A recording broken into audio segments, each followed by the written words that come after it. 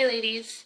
So, sorry for the no makeup, kind of sloppy hair. I just got back from the gym, and on the way home, I wanted to go to the outlet mall and do some retail therapy because that always helps me. I don't know about you ladies, but shopping makes me happy. Um, Update on some things since my last video. I know it was a pretty sad video, but that's how I felt at the time, and it's good to get my feelings out there because you bottle them all in, it's no good, it's not healthy.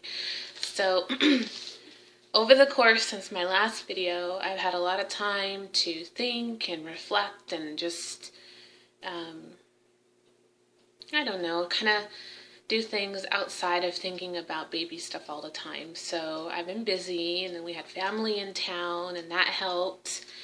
And then this coming week, we are going on a camping trip, which I'm very excited for and cannot wait. In Arizona right now, it's really, really hot, and monsoon weather is here, so this will be really nice to kind of get away and go where it's a tad bit cooler. So yeah, I'm going to my doctor's appointment today. This is my second round of IUI, so we are on a new cycle this month, and I had my first appointment to do my ultrasound to see if there was any cysts from the Clomid, and we're a-okay, no cysts. And now this is my second ultrasound, and this will check my follicle size to see what my follicles are at, and then let us know when the IUI will be done. So, I've been still keeping up with my journal and writing stuff down. I am not keeping track of my BBT this month, which is my body temperature. I decided that was just too much for me, and I'm looking at numbers, and I'm like waiting for the number to stay the same, and it's just driving me a little bit neurotic. So that has been X'd out. I did buy an ovulation kit this month. I didn't use one last month, and I asked my doctor when I went to my last appointment if I should do ovulation kit this month, and she told me no. She says because they're tracking my ovulation for me, but I want to just see that smiley happy face. I got the clear blue and easy, and it'll just make me feel extra like, okay, we're going for the IUI today. It says I'm ovulating. Yay. I just want that extra reassurance. I know it may be a little bit over the top and unnecessary, but it's my choice. So, I know the doctor says it's not needed, but I want to do it. I'm kind of stubborn that way. You tell me no, and I'm going to do it, or I'm going to find a way to do it. I'm very, very stubborn and very competitive. And I think that's why one of the hardest things for me not getting pregnant is just not, I don't want to say it's kind of like competitiveness, but I'm not even classifying it right. What I'm trying to say is I always like to win. And when it's like not getting pregnant is not getting to my goal, and I'm not winning, if that makes sense to you. And it frustrates me because the fact that I don't have that control, because whether I'm working out or whatever sport I'm doing or whatever new I'm learning, I want to be the best at it, and I want to accomplish it. Whenever I seek out, I want to accomplish, and this is the one thing I can't accomplish yet. And it's just so frustrating and irritating. But you guys know all that. I've already expressed all that in the last video, so no reasons to go backwards, just forward. So I am feeling a lot better. My smile is back, and that song, "The First Cut is the Deepest," definitely. So, it just makes me stronger. It hurts, but it makes me stronger, and I don't give up. That's one thing about me, that I do not give up. I don't care how many times I've been knocked down or kicked in the teeth. I won't give up. And I have that strong will and that strong desire, and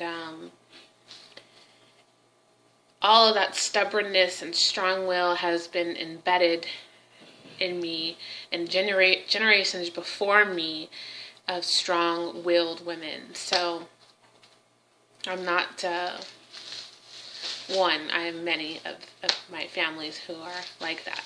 So anyway, back to shopping. I went to the Gap. I have a Gap outlet by me. I love the outlet stores. Love them. So I bought tank tops. You can never have enough tank tops in Arizona.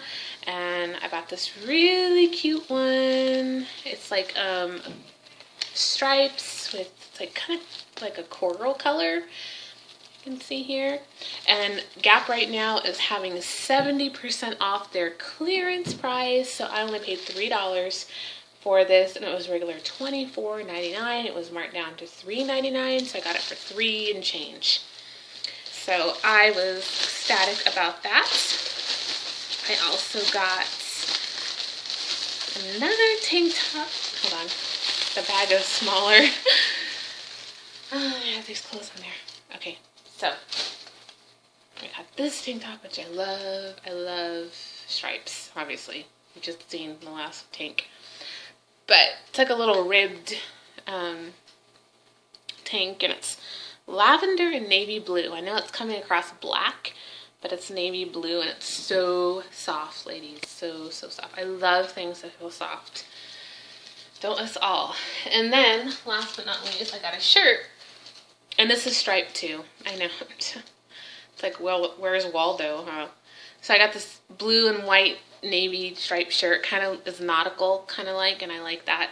So it'd be good with jeans or shorts and stuff like that. And this is also on clearance. Like I said, I love clearance sales and shopping.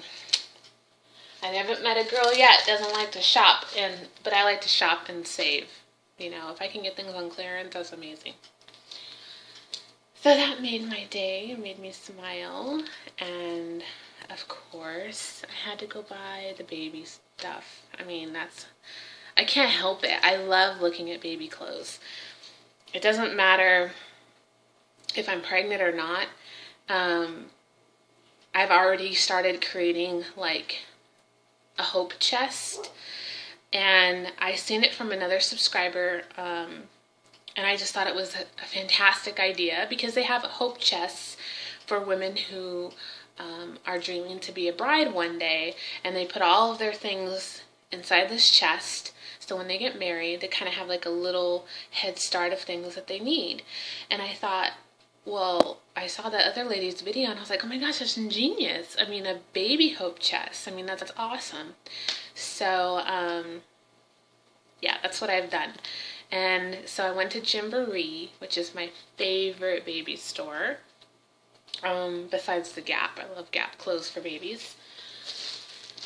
Gymboree was having a big clearance sale, so I got one or two things there, and maybe when I'm like ready, I'll share that with you guys. I'll show you like what I have in my little box, and I'm trying to get like neutral things that a boy and a girl can wear. And it's just going to be a couple of things that I just see and I have to have, and it kind of makes me feel better too. I don't know. Maybe I'm crazy, maybe I'm not, but it helps me, and if it puts a smile on my face, I don't say there's nothing wrong with it, right? So yeah, so this is my video for today. That's my update. I have my appointment today at 3 o'clock for my second ultrasound. And I just want to say thank you to all my new subscribers, and for all of my older subs that have been watching me since the beginning of this journey. Thank you. I know you guys are all going through this ride with me. I know it's been a roller coaster of emotions. I know you get sad when I'm sad, and I know you're there for me and send me beautiful messages and keep me in your prayers. And I cannot express to you how thankful I am for you guys, because I know a lot of you are mothers out there. I know a lot of you are trying to be mothers, and you know, it really takes a whole village of support to get through this.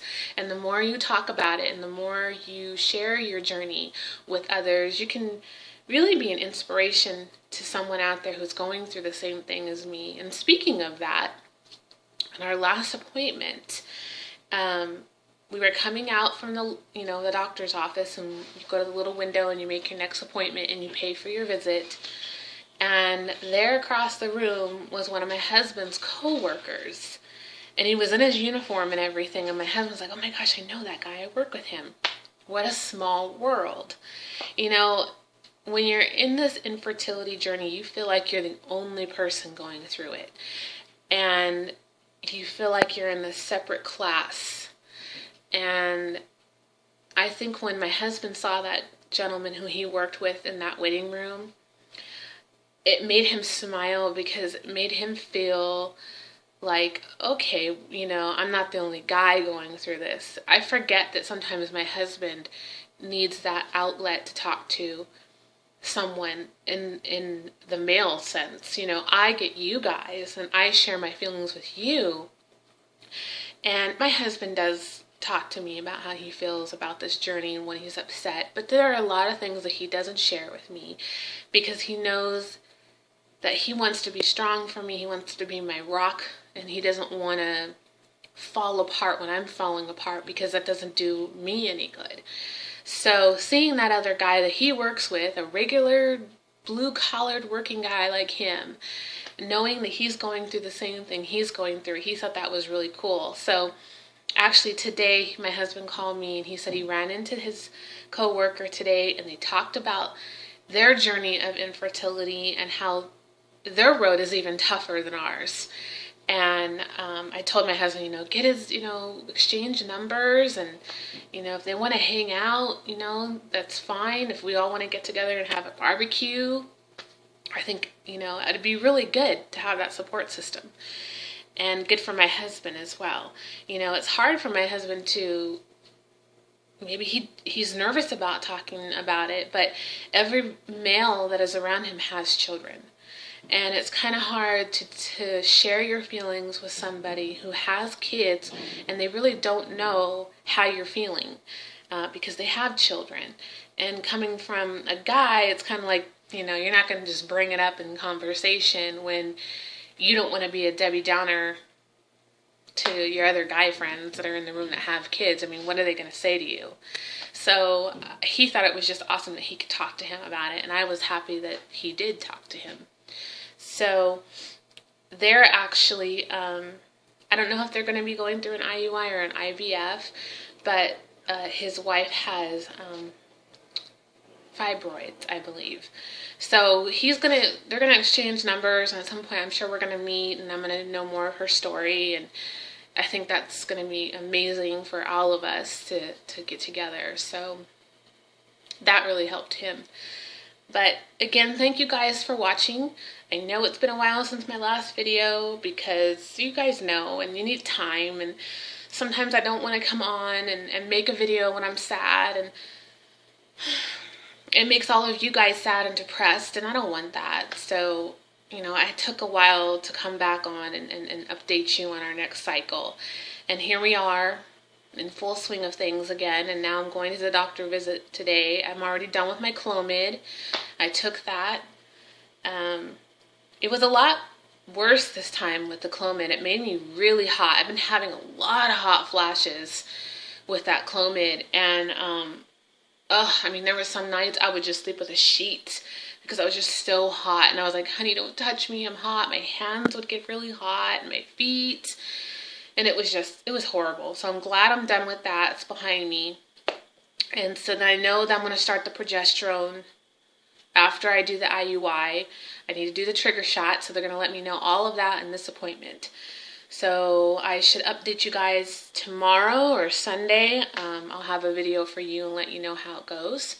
So have a great weekend. Do something fun. If you have babies, if you have children, give them huge hugs and go do something fun with your babies. Love you guys. Bye.